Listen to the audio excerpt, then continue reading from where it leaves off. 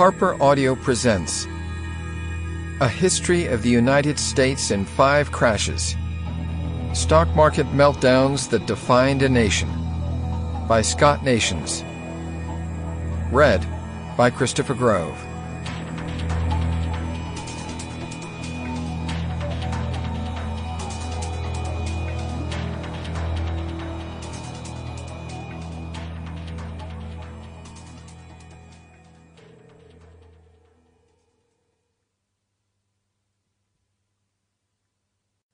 Preface.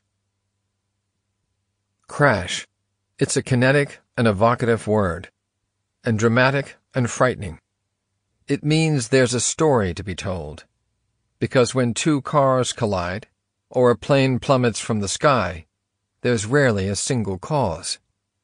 When the stock market crashes, vast sums are lost and people's lives are changed, often drastically. But equally dramatic are the stories leading up to the crashes in the stock market. Because amid the wreckage there are heroes, people who recognized the causes and catalysts, and warned us of the immense drop looming, or who did their best to stop it once it was in motion.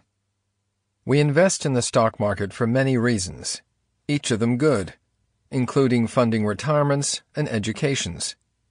The irony is that in funding our retirement we create new jobs. In financing educations, we create more technology to learn about.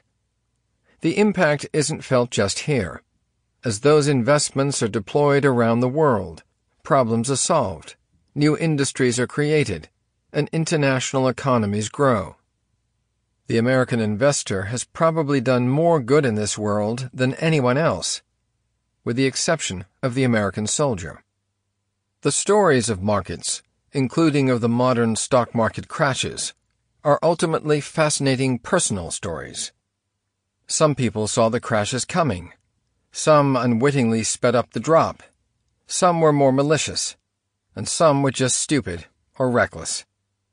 What's engrossing and a bit scary is that most of the people responsible for the modern stock market crashes thought they were operating in the public good.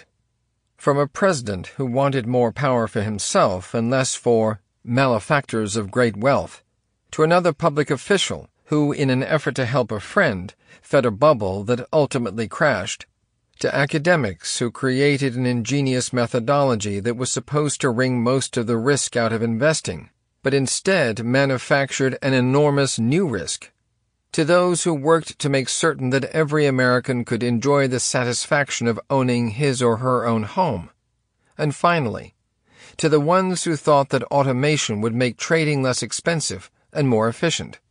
Those at the heart of these crashes were, without exception, warned that the courses they'd set were dangerous.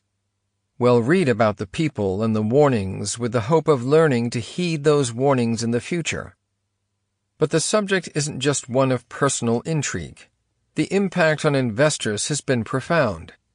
If one had invested $1 in the Dow Jones Industrial Average on December 31, 1899, it would have grown to $156.88 at the close of trading on the day of the last modern stock market crash.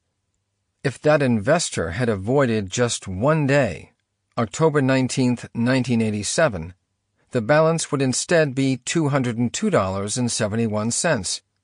If that investor had avoided the 5 worst days, that balance would be $319.24, more than doubling his or her return.